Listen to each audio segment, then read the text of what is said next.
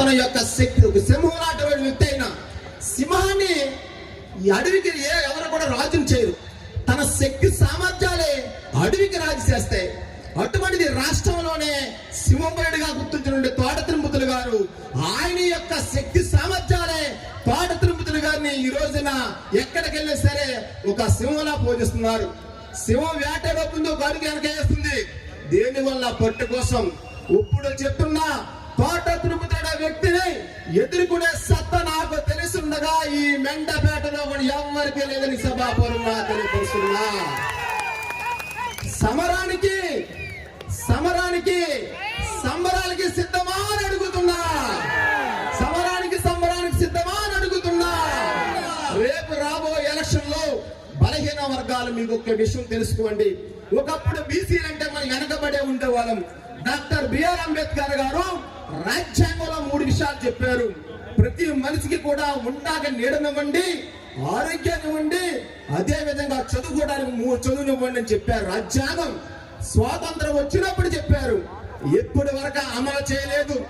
ఆ చీకటి యుగంలో కానీ అంబేద్కర్ పుట్టి రాజ్యాంగం రాయిపోయినా సరే తరువాత రాజశేఖర మహానుభావుడు ఈ యొక్క యుగంలో పుట్టకపోతే ఈ రోజు మన బీసీ కులాల యొక్క పరిస్థితి ఎలా ఉందో ఒక్కసారి వివరించి చెప్తా. ఆనాడు రాజ్యాంగంలో మనందరికీ చదువుకోమని రాజ్యాంగం చెప్పింది.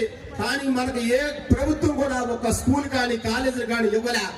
మనం అందరం కూడా 14 సంవత్సరాల కిందకెళ్తే మనం చదువుకోవాలంటే డిగ్రీ వరకు వచ్చి వెనక్కి వెళ్ళిపోవాలి.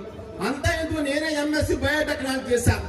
నాతో పాటు ఫ్రెండ్స్ అందరూ కూడా కాలేజీలు లేక, సీట్లు లేక, నిజంగా ఆ రోజుల్లో ఫీజు రియంబర్స్మెంట్ లేక కార్పొరేట్ల కింద, ఆటో వాళ్ళ కింద ఉండిపోయారు.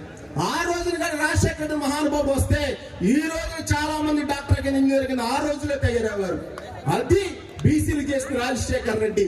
అదే విధంగా మీ అందరికి తెలుసు, ఒకప్పుడు మన పెళ్లికి క్యాన్సర్ వస్తే ఆకుపసరేసేవాళ్ళు.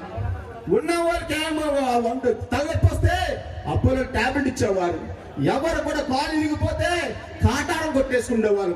ఇటువంటి తరుణంలో మన ఆరోగ్యాన్ని కాపాడడం కోసం ఆరోగ్యశ్రీ అని ఒక బ్రహ్మాండాన్ని పనులు తీసుకున్న రాజశేఖర రెడ్డి గారు గట్టిగా చప్పట్లతో ఆయన ఉన్న మహానుభావుడికి కట్టాలి. వారితో పాటు మనం ఈ రోజు కార్పొరేటర్ వైద్యం అందిస్తున్నారు. ఇటువంటి పథకాలన్నీ కూడా తీసుకొచ్చిన నాయకుడు రాజశేఖర రెడ్డి గారు.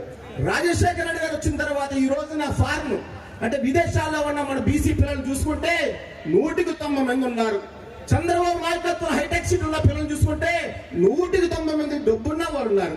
అది డిఫరెంట్.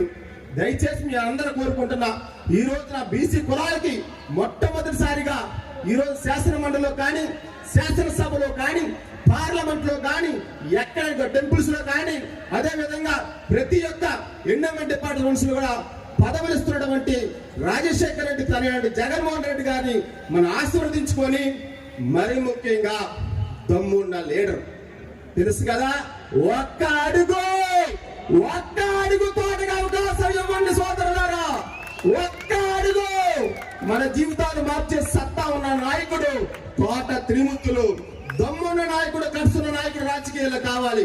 ఆ రాజకీయాల్లో ఉన్నప్పుడే మన భవిష్యత్తులు మారుతాయి.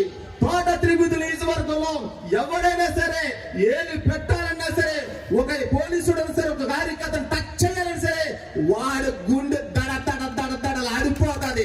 అది తోట త్రిమూర్తుల యొక్క దమ్ము.